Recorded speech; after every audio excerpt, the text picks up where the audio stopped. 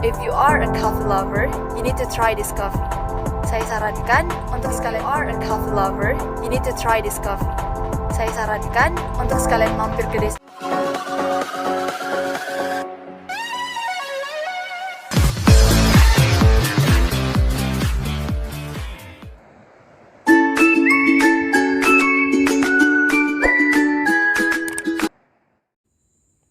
Ini adalah perkebunan kopi yang digarap oleh para petani di Kahaya. Nampak begitu tertata dengan rapi, barisannya cukup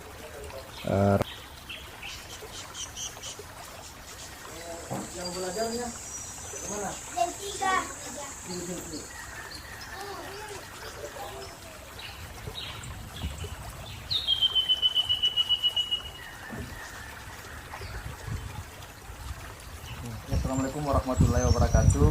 Hari ini saya berkunjung di kediaman Pak Marsam, salah satu petani kopi yang beberapa tahun terakhir ini cukup populer karena begitu banyak inovasinya. Dusun ini adalah dusun Tak Buakan, salah satu dusun di desa saya. Pak Marsam, saya mau berbincang terkait dengan mungkin bisa diceritakan bagaimana aktivitas masyarakat di sini dalam hal budidaya kopi dan pengelolaannya itu. Jadi sebenarnya kalau kopi, tanaman kopi di sini sebenarnya diwariskan oleh nenek-nenek kita itu sebenarnya dikelola secara turun-temurun sampai generasi kami. Jadi awalnya kopi yang masuk di Desa Kahaya itu di tahun 1000 di abad ke-17 itu pertama kali ditemukan di Kale Kahaya. Kemudian itu untuk tipika, jenis tipika. Tapi itu dulu yang menemukan itu siapa itu yang? Kalau yang dalam itu menurut secara lisan tuh menurut pengakuan orang tua kita itu kan Tongan di Manasa. Tongan Manasa yang menemukan pertama kali kopi. Tapi ada dua versi di situ, kopi dengan tanaman kopi. Ada yang mengatakan biji kopi, ada yang mengatakan tanaman kopi. Ini siapa tadi yang kita sebut namanya? Tongan di Manasa. Itu orang mana itu? Orang itu yang buka perkampungan ini. Itu yang pertama kali masuk di sini. Itu diperkirakan tahun berapa itu, Pak? Itu abad ke-17 karena sudah masuk Islam. Oh, abad ke-17 ya. Sejak saat itu dikembangkan ya? Iya, sejak saat itu dikembangkan. Kemudian pada saat itu memang kopi setelah dikembangkan memang ada instruksi dari kerajaan Goa untuk mengembangkan tanaman kopi tersebut. Terus kopi hasilnya itu tidak bisa dijual ke luar, misalnya ke Bone, kerajaan Bone tidak boleh. Jadi hasilnya harus dibawa ke Goa, ditukar sama tempat uang, kampil kalau nama di sini, kampil ditukar. Kalau sama kris ditukarnya sele sama padi. Itu dulu ceritanya di zaman kerajaan Goa ini kopi ini dia digunakan sebagai minuman saja atau digunakan untuk yang lain? Kopi sebenarnya kalau pada saat itu menurut cerita kopi itu belum dikonsumsi umum di masyarakat ini. Yang dikonsumsi itu cuma daun pada saat itu karena semua hasil dibawa ke Goa. Bahkan di sini ada pasukan kerajaan dipasang di sini disiapkan untuk menjaga aktivitas lalu lintas ke kerajaan Bone. Wajibkan pada saat itu menanam cuma dengan beberapa jumlah tertentu ada pembatasan jumlah tertentu, kemudian hasilnya dibawa ke Goa.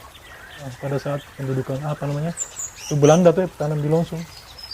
Perkebunan kopi sebelum tanaman karet di Longsung, pada saat itu mulai ada juga warga yang tinggal di sana membawa bibit kopi robusta di sini. Itu di tahun 30-an diperkirakan tahun 30-an. Berarti robusta masuk itu diperkirakan tahun 1930-an oleh dibawa oleh penduduk di sini yang tinggal di Tibona, yang membawa ke sini pertama. Itu yang dari Belanda ya? Iya, dari Belanda. Sejak saat itu robusta ini kemudian menjadi masif ditanam oleh masyarakat ya? Kalau itu masif dan dikembangkan oleh semua masyarakat Kahaya. Berjalannya waktu di tahun 84 itu mulai masuk robusta. Itu robusta tanaman Arabica. Pada tahun itu kemudian dikembangkan karena produksinya bagus. Hampir semua masyarakat Kahaya berantusias untuk menanam kopi robusta. karena selain produksinya bagus, harga juga agak bagus sampai saat ini. Namun sampai tahun 90-an itu belum ada pengolahan kopi di sini, belum ada baik secara tradisional maupun apa namanya, Masih manual ya? masih manual, Kayak tidak petik petik jual. jual ya begitu. Melakukan inovasi-inovasi dalam hal pengembangan soal kopi ini, termasuk dalam hal kemasan. Itu sebenarnya inspirasinya itu dari mana? Sebenarnya kalau sebelumnya kita di Taman Baca, jadi kita pada saat itu kita bentuk organisasi dengan teman-teman yang ada di Bulukumba, namanya Indonesia Movement Project. Pada saat itu kita lakukan pembuatan dan pendampingan ke Taman Baca. Jadi kita buat Taman Baca, terus kita dampingi, kita mintakan buku ya, kita mintakan untuk berdonasi buku ke Taman Baca. Nah kemudian pada saat itu kita membahas masalah pendidikan. Padahal saya menyampaikan ke teman-teman bahwa orang kaya tidak bisa bercerita langsung ke pendidikan.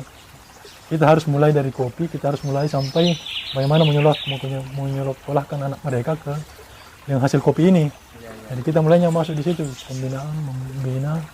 Terus kami berpikir bahwa dalam perjalanan kami berpikir bahwa mungkin kopi Kahaya sendiri itu harus diolah, harus dikemas supaya ada nilai tambah. Itu dalam bentuk kemasan itu didapatkan dari mana? Karena roasting kopi sebenarnya itu kan awalnya dahulu kita kenal bahwa kopi itu hitam.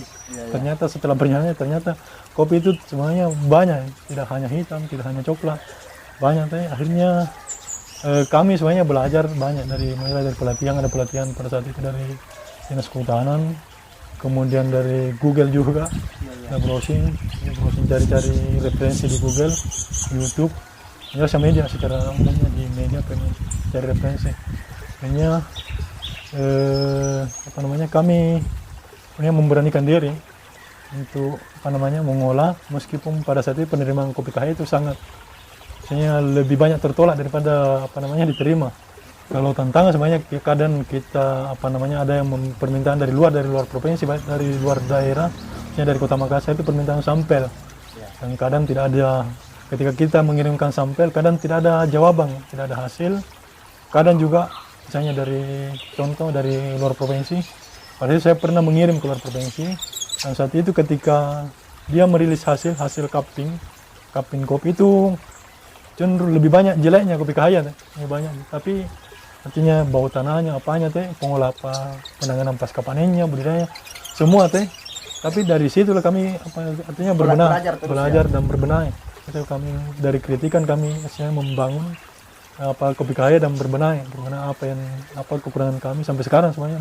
Kami di kopi Kahaya, tim kopi Kahaya itu masih belajar. Karena kita sudah saksikan bahwa kopi dengan brand Kahaya ya, itu kemudian menjadi booming dan itu diminati banyak orang. Nah, soal pilihan brand kopi Kahaya itu inspirasinya itu dari mana? Kahaya itu dari bahasa Arab, namun al-kahwa, nama masyarakat setempat di Kahaya menyebutnya kaha. Kaha itu kan kopi. Kopi tempat, jadi tempat. Jadi menunjukkan suatu tempat. Oh, jadi Kahaya itu artinya tempatnya kopi. Tempatnya kopi. Kahaya itu tempatnya kopi. Biasa ini filosofi sekali nih penjelasan Pak Marsam terkait dengan sejarah Kahaya dan dikaitkan dengan aktivitas mayoritas masyarakat yang memang kopi. Jadi memang Kahaya ini adalah kopi, ya. Tempatnya kopi, sehingga sangat menarik tadi bahwa ketika anak-anak mau disekolahkan, mau dikembangkan sumber dayanya, itu harusnya hasil dari kopi. Karena itulah identitas nenek moyang mereka dulu ketika bercocok tanam. Mana menyiapkan sebuah kualitas produk yang bisa bersaing di pasar. Pada sebenarnya kita kan mulai dari kelebihan kopi Kahaya sendiri. Sebenarnya kan kita mulai dari budidaya pengolahan pasca panen itu kan kami yang ngolah. Bukan misalnya kami mendatangkan bahan dari luar kemudian mengolah di sini, tidak. Jadi kami punya kebun, itu semuanya nilai yang kami kami jual keluar. Karena kami punya nilai, kami punya rasa ini yang berdasarkan hasil cupping dari Posilikoka kan ada sertifikat yang diberikan kepada kami bahwa kopi ini seperti ini. Bahkan angkanya alhamdulillah kita di Sulawesi Selatan, khususnya Selatan Bulukumba, yang paling tinggi hasil cuppingnya. Jadi kita di atasnya Bantaing, Muhammad Bantaing, Sinjai dan Goa. masalah inovasi apa namanya, masalah digital marketing namanya. Kalau digital marketing kami semuanya memanfaatkan sosial media. Kami juga belajar dari webinar yang diadakan oleh Kominfo. Iya. Dan dari tahun lalu sampai sekarang, jadi ada 2 sesi kami sudah ikuti dengan materi 40 materi. Jadi kami belajar dan memasarkan secara online, terus offline juga. Kami juga ada kerjasama dengan Sentra Mal. Kalau produk sebenarnya kita kita ada kontrak dengan Dompet Duapa. Dompet Duapa yang mengirim ke beberapa negara, Timur Tengah, ada ke Rusia, Australia, Timur Indonesia, Asia. Jadi sebenarnya kalau kopi kaya sebenarnya itu sudah hampir semua provinsi, hampir semua dan beberapa negara. Sudah masuk harapan-harapan sebagai petani kopi dan terhadap pemerintah daerah.